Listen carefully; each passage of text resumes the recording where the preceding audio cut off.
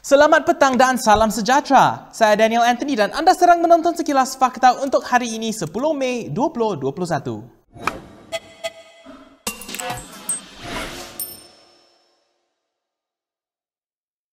Wanita yang mendakwa di Rogol kenalan kepada adun gombak setia Hilman Idham kini mendakwa ahli politik bersatu itu merancang insiden tersebut. Tuduhan terbaru itu direkodkan dalam satu laporan polis bertarikh 8 Mei.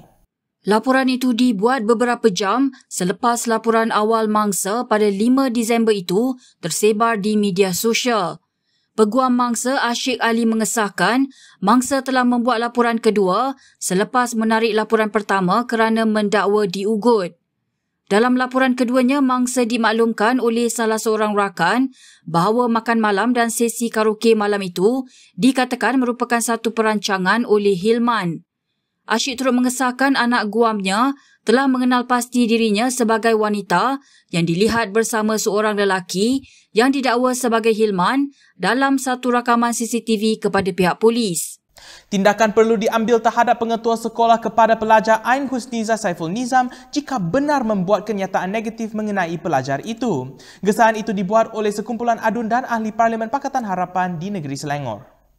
Dalam satu kenyataan, mereka turut menggesa siasatan dilakukan terhadap guru yang telah mengambil tindakan terhadap pemberi maklumat. Ain baru-baru ini mendedahkan seorang guru lelaki di kelasnya membuat jenaka mengenai Rogol dan diberikan surat amaran pertama kerana tidak hadir ke sekolah. Menurut bapanya Saiful Nizam, surat bertarikh 28 April itu menyatakan Ain boleh dibuang sekolah jika tidak hadir atau gagal memberi sebab-sebab mengenai ketidakhadirannya. Pada hari yang sama, Saiful menyiarkan tangkap layar di Facebook berkaitan komen yang didakwa dilakukan seorang guru di sekolah Ain di ruang komen hantaran di Facebooknya. Sekiranya anda menyukai laporan Kini TV, anda boleh menyumbang pada pautan yang kami sertakan di bawah supaya kami di Kini TV boleh menghasilkan lebih banyak kandungan yang lebih berkualiti untuk anda. Berita seterusnya, bekas Perdana Menteri Dr. Mahathir Mohamad menggesa rakyat Malaysia agar bersabar dan tidak saling berkunjungan sempena sambutan Hari Raya yang akan datang. Dan kita tak perlulah buat lawatan-lawatan ke rumah-rumah kawan dan sanak saudara kerana itu bukanlah satu lawatan yang baik kerana mungkin kita akan dijangkiti ataupun mereka akan dijangkiti kerana kita buat lawatan. Kita perlu sabar dalam hari raya tahun ini kerana kita ingin melihat penyakit ini dikurangkan dengan tindakan oleh kita. Dalam satu kenyataan video hari ini, Dr. Mahathir menyatakan tidak mustahil Malaysia akan mengalami nasib yang sama seperti Brazil dan India sejurus selepas Hari Raya jika arahan tersebut tidak dipatuhi. Di sementara itu, terdapat aduan bahawa pihak polis dan Kementerian Perdagangan Antarabangsa dan Industri tidak senada mengenai SOP perjalanan rentas daerah. Ini susulan larangan rentas daerah seluruh negara yang berkuat kuasa pada hari ini hingga 6 Jun. Aduan itu dibuat setelah beberapa pekerja yang menunjukkan surat kebenaran MITI kepada polis di sekatan jalan raya diberitahu perlu mengambil cop kebenaran polis. Pengumuman daripada MITI telah dibuat pada 7 Mei. Bagaimanapun menurut beberapa pegawai polis, mereka tidak menerima memo berkenaan. Susulan itu, kementerian itu kemudian memutuskan untuk menghantarnya kepada pihak polis secara terbuka di Twitter. Ciapan itu sebagai mengulas rintihan seorang pengguna Twitter yang mengadu tentang pengalamannya ketika berdepan dengan polis semasa pergi bekerja.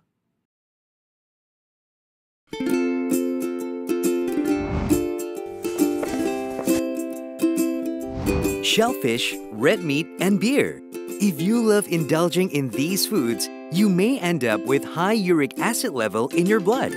These foods consist high level of purine, a substance that will eventually break down into uric acid and be excreted through our urine. It is recommended that the amount of dietary purines should be kept between 600 to 1,000 milligrams per day. Having too much uric acid in your blood can cause attacks of gout. It can also cause kidney stones and blockage in the kidney. The crystallization of the excessive uric acid in your blood can be eased by reducing purine-rich food to only 100 to 150 milligrams daily, maintaining a healthy lifestyle, and consuming urinary alkalinizer like Ural. It consists of sodium bicarbonate, citric acid, and sodium citrate that increases the urinary pH and solubility of uric acid to prevent crystallization. Best of all, it's lemon-flavored and sugar-free. Ural, effective urinary alkalinizer. Neutralize your uric acid problem now.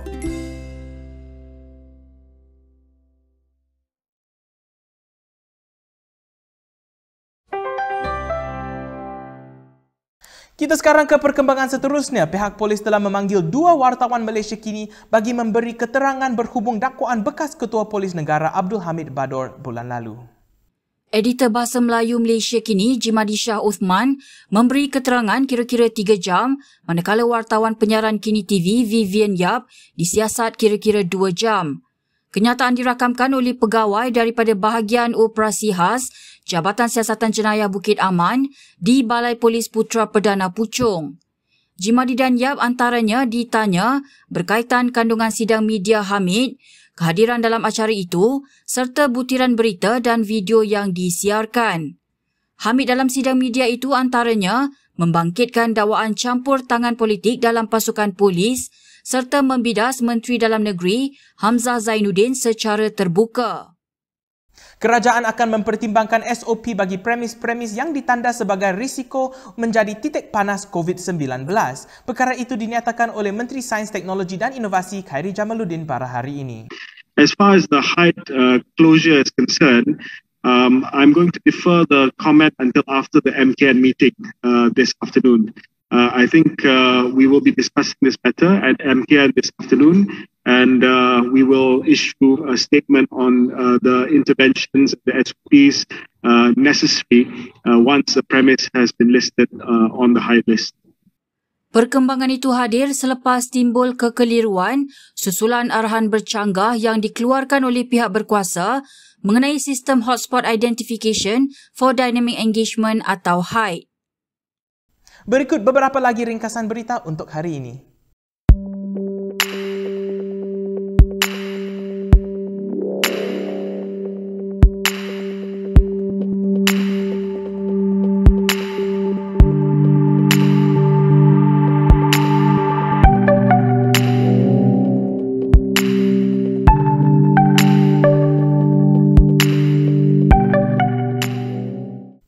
Baiklah, sekian sahaja daripada saya Daniel Anthony untuk Sekilas Fakta. Untuk lebih banyak berita, anda boleh melayari kinitv.com. Anda juga boleh mengikuti kami di media sosial di Instagram, Twitter, YouTube dan Facebook. Bila keluar, jangan lupa memakai pelitup muka dan bila boleh sila duduk di rumah. Saya Daniel Anthony, salam hormat dan jumpa lagi. Dengar. Cakap kat sini ya. Oh, dengar. Dengar. Sana. Orang sini panggil Cik Som. Jom. Mak Timah. Lama dah kami duk berjiran dengan Mak Timah. Bukan nak menipu. Akak nampak Daniel bawa beg besar. Si Daniel, cucu dia tu yang duk teman dia kat sini. Pasport ada dah? Pasport ada, surat travel ada, tiket semua dah ada. Pun balik overseas. Pasal mak pak dia kat sana. Betul.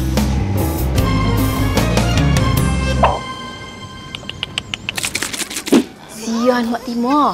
Sini. Bukan apa. Ambil ni. Sejak dua menjak ni, dia dah start cakap sorang-sorang. Daniel nak beli baju kaya? Tengok. Nampak ni. Kan? Ulam. Elok kan? Sedap ni makan.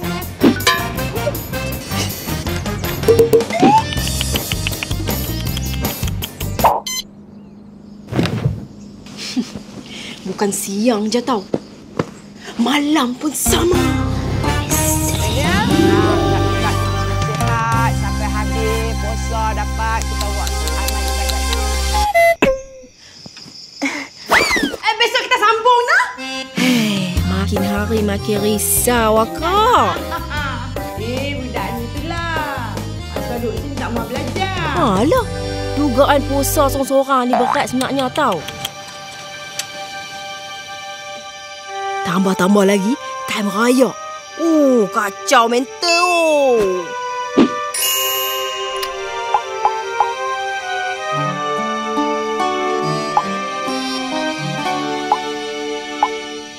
Assalamualaikum, Mak Timah. Waalaikumsalam. Selamat Hari Raya. Awak ramai sangat ni. Terkejut. Kami nak main raya lah. Tak apa. Naik. Ni adalah sikit-sikit. Buat susah-susah hang je. Oi, ramainya. Selamat Raya semua. Daniel, macam mana dia boleh dapat kita?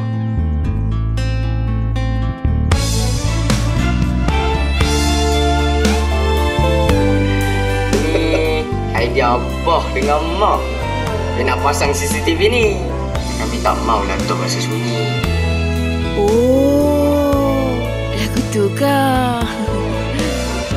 Kami rindu suasana kat kampung.